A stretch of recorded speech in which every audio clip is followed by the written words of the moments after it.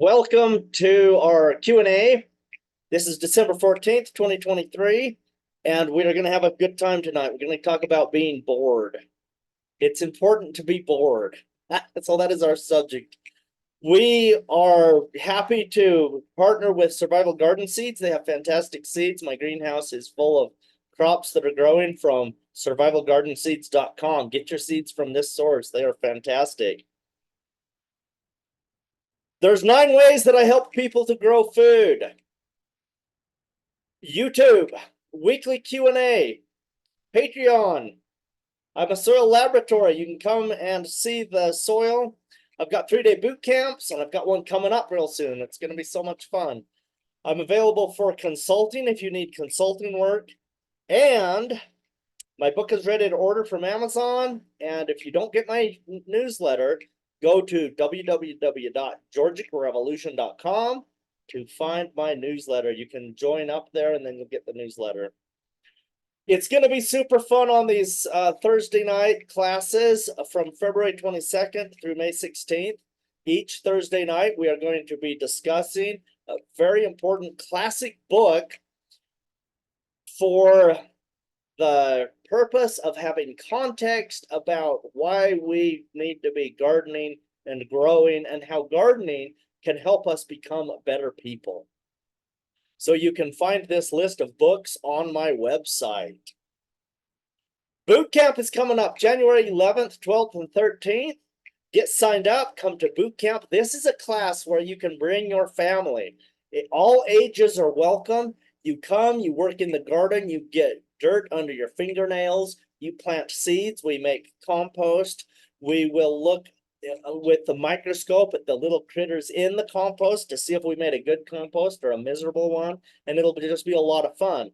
And then we will understand how to grow food in an ecological, healthy way. That is what boot camp is all about. The entire point of boot camp is to teach you how to feed your own family a significant portion of your food supply. The summer class is coming up. We call this the Georgic Schoolroom.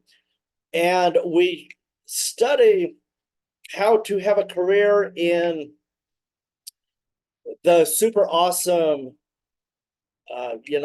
idea of working with nature and growing food. So we used to call that agriculture. Nowadays, we could call it a lot of other things.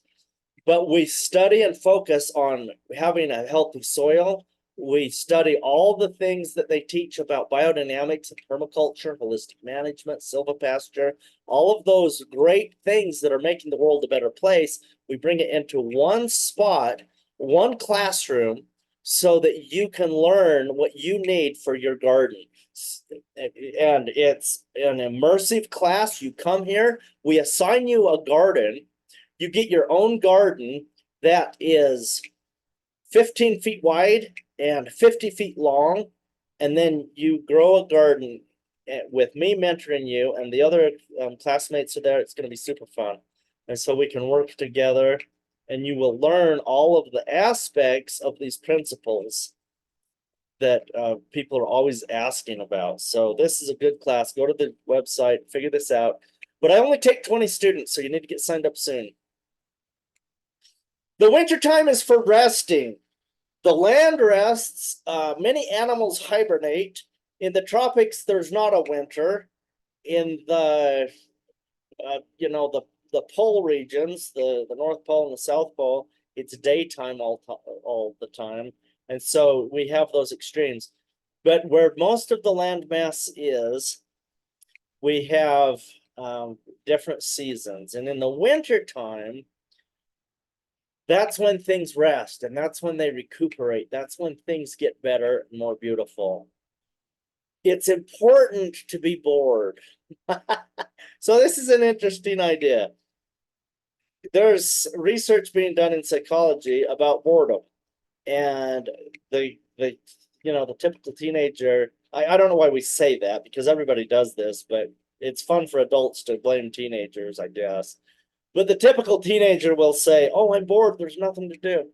Well, nowadays, I haven't been hearing that as much anymore.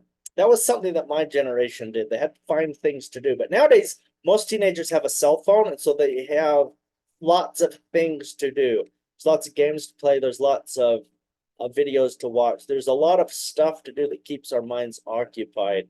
I'm not saying that's bad. I'm not saying it's good. What I'm saying is that when you're talking about the farmer cycle, and this is a big part of the Georgic tradition that goes back 3,000 years, well, almost, back to the Greeks, 700 BC. So, and what we're finding is that boredom is the thing that moves us forward to do something else. Yeah, we're bored for a while, and that's boring.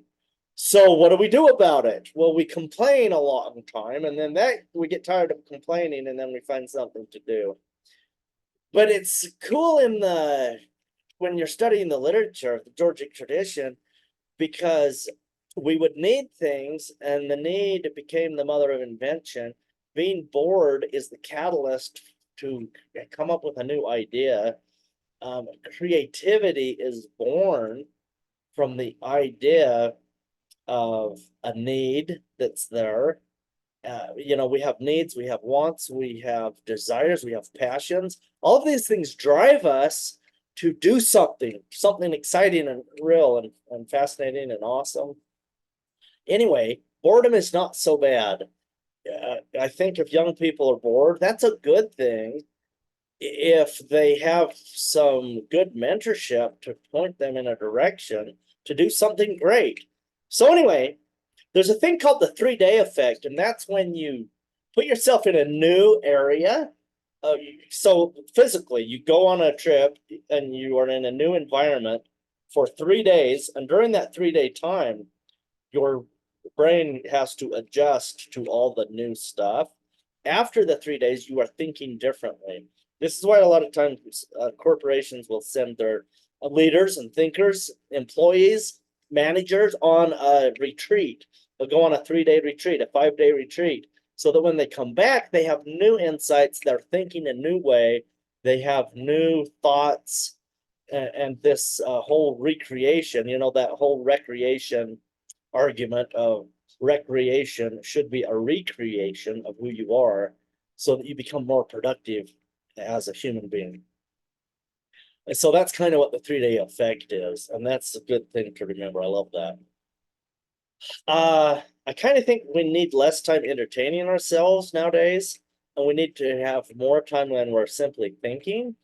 Maybe we are watching, observing, playing, observing, memorizing things that we are not doing every day. So do something different. Do something with a different attitude, a new way of thinking. Watch different things. When we say watch nowadays, I think most people think of watching videos on your cell phone or a computer or watching TV. That's not really what I thought of when I wrote this down. I was thinking that you would go outside and sit down on a rock, and you would keep your eyes open and you would watch for an hour or two in a state of positive boredom, where you would just observe the world, watch a bird, watch an earthworm, watch a cricket, watch the snow fall. Just watch the environment and see what happens. Maybe we're in a city and you would watch cars go by, you would watch people, you would watch the interactions of humans as they do what they do. But if we do that every day, then we would want to switch that up and go watch something that we normally are not watching. If a person never watches TV, videos, or there's anything on their cell phone, I would say grab a cell phone and start watching a whole bunch of stuff, because it would be a new experience for you. Well, obviously, we don't want to become addicted to things. It's addictions are not healthy. So that's not what I'm saying. What I'm saying is change your environment, rest from the work you've been doing, and start working hard at new experiences. And this is what we find in the Georgic tradition throughout time. A lot of the creation of art came because of people were changing their minds. Because they were observing new things. They were pondering, observing. They were looking at a new environment. And so art would come out of that. It's the same with writing, creating music. these things would come into existence because people would put themselves in a new environment where they would go into a new place. I like the Winter Room. We're going to be discussing this. The first book we're reading when our book list comes up later on. But they would go from the Winter Room, they would go to the barn, and they would be in the barn for a while in the winter, but only long enough to do the chores because it's really cold. And then they would go back to the house and they would be in the house all day long and almost all night. They were only did chores for a couple hours a day. So that was an interesting time in history and an interesting time of the year for those people. I am really intrigued because I live in an old pioneer house that actually has a winter room, has a small room with a fireplace in it, and there's doors going to the different parts of the house. And the doors, they're actually off the hinges because we live a more modern life, but the door jambs are there. And so this was built as a room that you could shut off where the stove is so that this room could be warm and the rest of the house would be cold. That seems weird to modern people, but before central heating, before burning propane and fossil fuels to heat the house, it was a lot of labor to cut firewood. And so you would keep one room warm, and then at night you would just go sleep in your bedroom, but that wouldn't be heated because you would just have lots of blankets. This is the life of 100 years ago. And most of what we know is the Georgic tradition because it's been going on for so long without the modern things. So creating is just so important. And I think some of the greatest creations that we can create happen when we get ourselves into new environments. People building things with wood, with steel, and inventing brand new things. And we live in such a beautiful time in the world today because we have the opportunity to build with such fantastic tools. I mean, you can get on the computer and order amazing tools. So it's really the neatest thing. So when I say rest, I don't mean to be lazy. I mean to recreate yourself, create something new, become a new person. That's what the winter time is for. And this is a huge theme as you read the Georgic works throughout time. So we can open this up for questions. If you have any questions about the Georgic tradition, homesteading, farming, gardening, then we can open this up. Just remember that this was brought to you by Survival Garden Seeds. So I'm going to stop my screen share here. And if you have any questions, go ahead and unmute yourself and ask your question. Or you could type it in the chat if you would rather do that.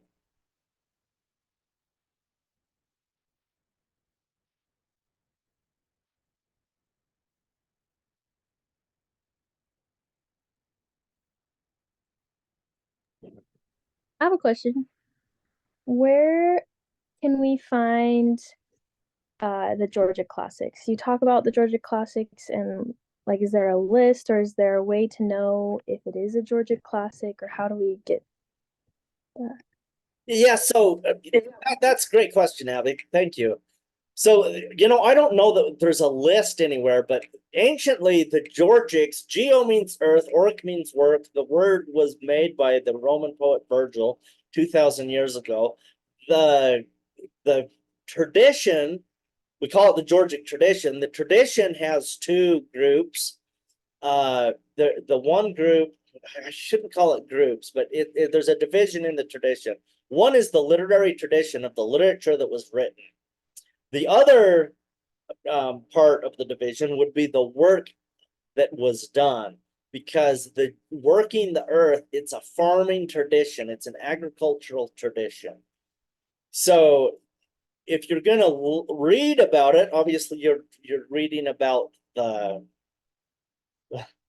the literary tradition, because you're not going to read, you can't read a farm that's just a farm because there's nothing written unless it's there right now and you would walk through it. You can certainly read that, and that's what we call ecological literacy, is to be able to go out in ecology and to read the land. But you can't read one of those 1,000 years ago because it's not there. So we have to rely on the written word to understand what was there when it becomes ancient. So, but that's what I haven't answered your question yet. I realize that, but I just wanted to give a little bit of background. If you go to the dictionary and you look up Georgic, it's going to say the Georgic tradition is poetry written about farming. Okay, so very simply, that's what it is. So the very first Georgic book we know of is called Works and Days by Hesiod, and that one was written 700 years BC. It's in the Greek era.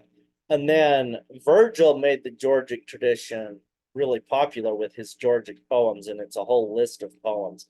So you could go back and start reading the ancient works, and they're ancient works, and they've been translated from those languages from Greek and Latin into English. So we're missing things in translation, but they're still pretty good. But they are ancient works, and so for modern people, especially new readers, they find it hard to read it and comprehend it, and it just seems weird and strange. And why am I reading this? It's something that English majors read as they or in their master's and PhD programs, but that's where it starts. The modern Georgic classics, I can throw out some authors. So Gary Paulson is a Georgic author. He wrote Hatchet, The Hay Meadow, whole bunch of others. He's passed away just like a year or 2 years ago, so he's no longer with us. But he left a legacy of fantastic works. Victor Davis Hanson is a modern Georgic author. Wendell Berry is a modern Georgic author. Who else? Jared Sorensen wrote Searching for Home, Finding Grace. That's a new publication, about 2 3 years old. That's a good one. The books that I've written would be in that same work, the Ditch Rider.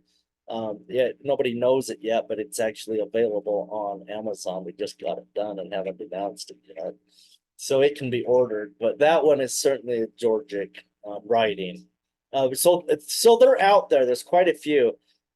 Yale University put out a book called American Georgics, and so that's interesting, and it has a compilation of the Georgic writings in America. And then you have Princeton, and a guy, I forgot the author's name, but he wrote a book called The Georgic Revolution, and that's great, and it talks about how the Georgic poems were there for a while, and then there's a time in history when they died. Nobody was talking about it during the English Empire because, at the time when the sun never set on the English Empire because they had a colony somewhere on the earth. It kind of died because it wasn't popular to work the ground. It wasn't popular to be a farmer. If you're a farmer, it's because you weren't wealthy enough or educated enough to get a real job. And that's kind of the stigma that we tell our kids nowadays. The last 3 generations, we've been telling our kids that, and I think it's wrong, but that's what we've been telling them. And and the argument is, well, farming doesn't pay. Well, that's not farming's fault. That's the management of how you're farming. You've got to figure out your expenses, find the most expensive thing on your farm and get rid of that expense, and then farm it in a way that it makes money. That's a management problem. That is not a farming problem. Because I can show you a lot of very profitable farmers. There's a lot of them out there, except they all sit at the coffee shops in the morning. Not all of them, but there's so many people in agriculture who say, "Oh, it just doesn't pay. Oh, we're working too hard." Well, that's a management problem. That's a business problem. You need to take some entrepreneurial classes if that's the issue. So anyway, I'm glad you asked that, Abby. I probably need to put a list on my website about just a list. We could put 100 books on there. Let's talk about children's books real quick. There's Charlotte's Web, there's Little Britches, there's Old Yeller. These are books that certainly would be in that Georgic genre.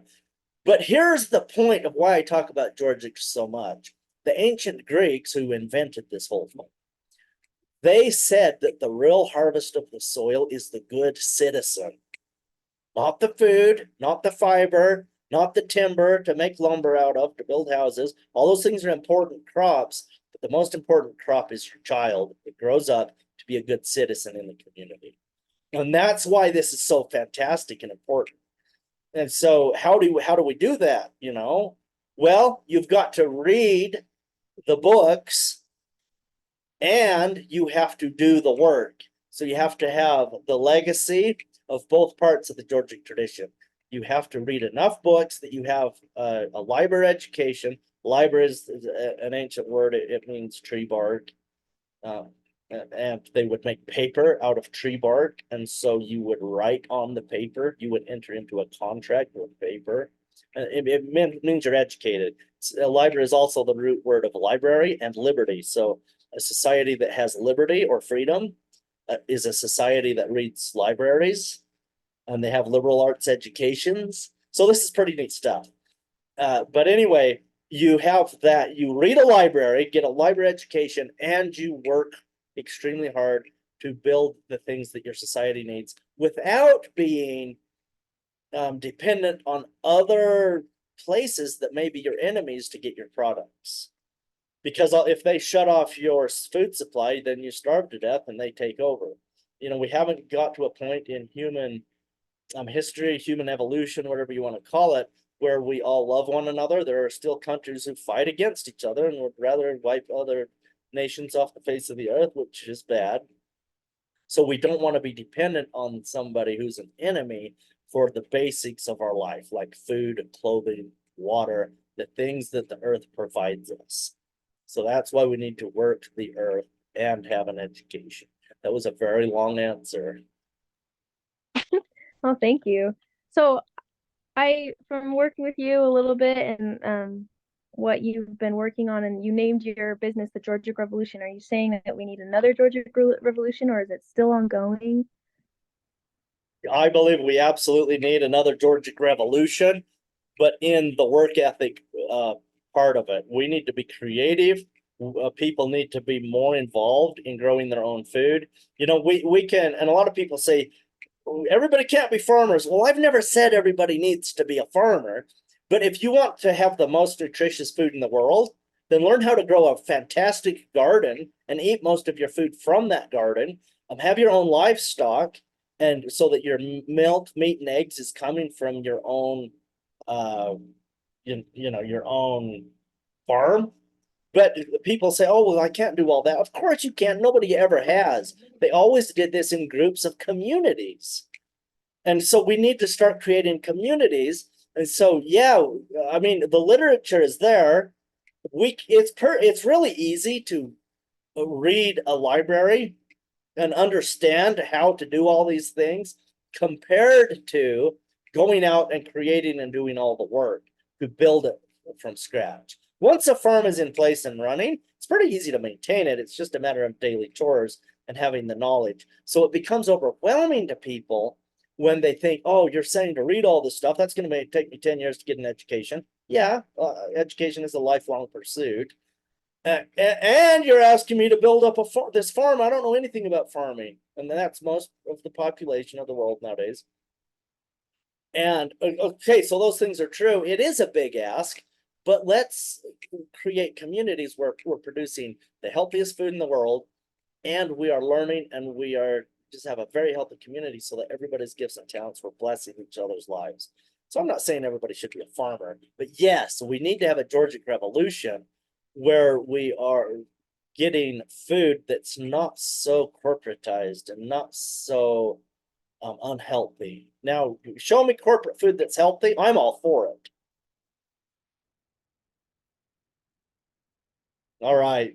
Any more questions tonight? If Okay, you had first of all, one,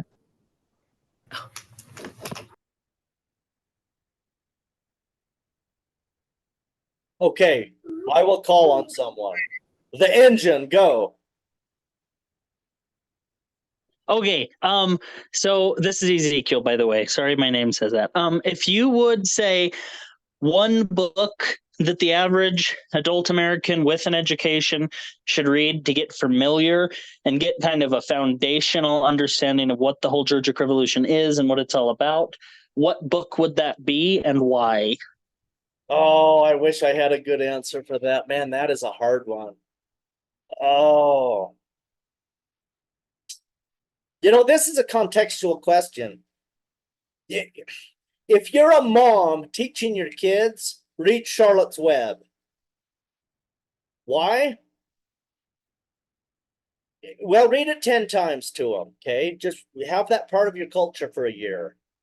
And then let's get back in a year and you tell me why I had you read that, because it's going to change you. It makes you a better human, okay? It's not about entertainment. It's about you put yourself in each role, each person's role. They were animals, most of them in that book, but you put yourself in each character's role. Are you going to be like Templeton?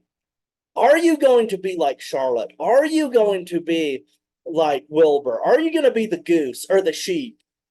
And you think about that, and you have discussions with your kids about that over and over and over again. What do you like about it? What do you hate about it? And it's about becoming a better human. Okay, so that's one context. If you want to start your own little homestead, let me think for a minute. You're going to start your homestead. What book should you read?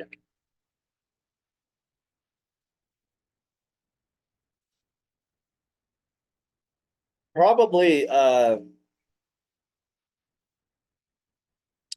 my book, Worry Free Eating, because that's going to help you to have the chart.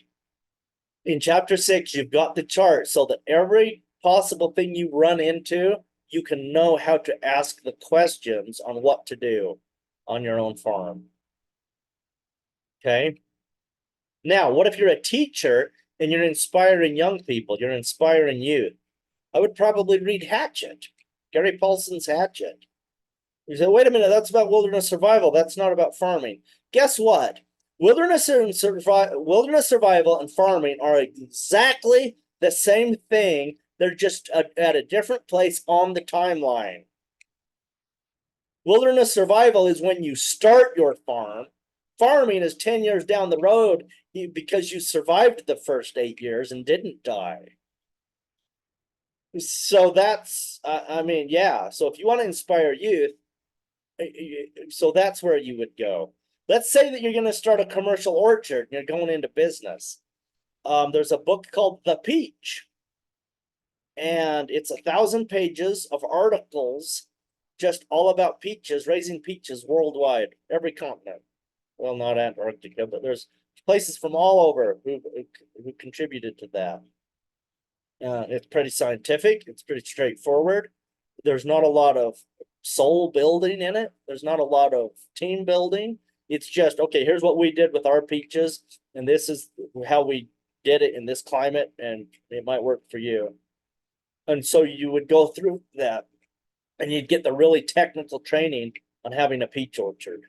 Even if you were doing apples, I say read The Peach, because it will give you it will open your mind enough to so many possibilities that you can apply that to lots of other things and lots of other places to go.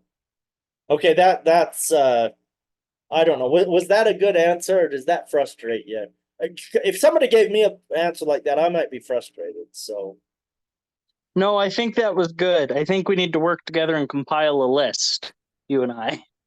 it's true. Yeah. Yeah. We should make a Georgic list. But here's another one. If you care about community and politics and local governments and federal governments, state governments, if you're interested in that kind of thing, I would read the Land Was Everything by Victor Davis Hanson. Okay, The Land Was Everything, and then he has it's not really a sequel, but it kind of is, and the other one is Letters from an American Farmer. Read those two books by Victor Davis Hanson. Georgic classics, absolutely. And there's a third book you need to read, and it's Crevacore, and it's Letters from an American Farmer. So they have the same title, but they're written 200 years apart. And Victor Davis Hanson did that on purpose because the earlier one by Crevecoeur, he writes this book right before and during the founding of the United States of America. And he said, what is an American? And this big question. And so he came from France, lived in the colonies for a while, and went around and visited all these people, call themselves Americans, but you're a British subject, you know. Why do you think you're different? And what is the process? And he explored that whole thing, and it's what made a new creature. So that it was like they became more human almost.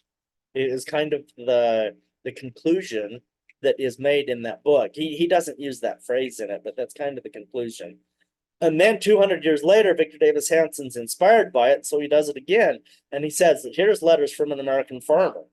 And he writes a series of letters, and he says, Mr. Crevecoeur, 200 years later, here's where we are.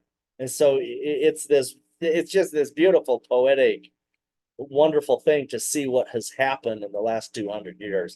But it's all about community and how community grows from the fact that you have a good citizen. And a good citizen grows from the soil. And how does that happen? Because you have to interact with the soil. And when you interact with a living thing that cannot talk to you, like a plant or a microbe or an animal, then you have to become superhuman to communicate with those things and have it benefit you. You love it, and then you eat it. I mean, it's a very strange thing. It's a very bizarre, relationship. It's such a unique relationship that when societies get to a point where they deal with animal rights, you know that you have got to, because this has happened through history. It's not it's not a unique thing to our world today. But when you get to a point where we deal with animal rights, it's a beautiful place to be, because we have risen so high above the base needs. It means that everybody has enough food and water and clothing. We are comfortable. We don't have to worry about, do humans have enough rights? Now we can think beyond that. Do animals actually have rights? And it's an interesting thought process. And of course, the modern animal rights people drive the farmers crazy, but it's just an interesting, fascinating process. Okay, we have time for one more question, and then we're going to wrap this up. All right. First of all, I just had to say, sorry, the light's going on and off because my siblings. But Charlotte was very enthusiastic about your whole presentation. She loved it. When you said, these are the 9 ways I help you grow food, she was like, yeah! So she loves it, just so you know. I love And then, child. yeah. And then I just wanted to ask about silvopasture. So what I've researched about it, it's like integrating livestock and grazing and all that into like a forest or that kind of thing, so that you have like multiple things coming off of the same ground. Is that right? Or like, Yeah. how would you explain it? Yeah. So, I'm going to share my screen real quick, and I guess I don't need to, but I'm gonna, because I like it, because I can, right? So silvopasture does a beautiful thing. So if you look right here, I'm gonna talk to you about silvopasture in the context of these other things. So soil health, it gives us the knowledge to make soil so healthy that we don't need fertilizers, we don't need pesticides, we don't need herbicides. We can grow in a more natural way. Okay.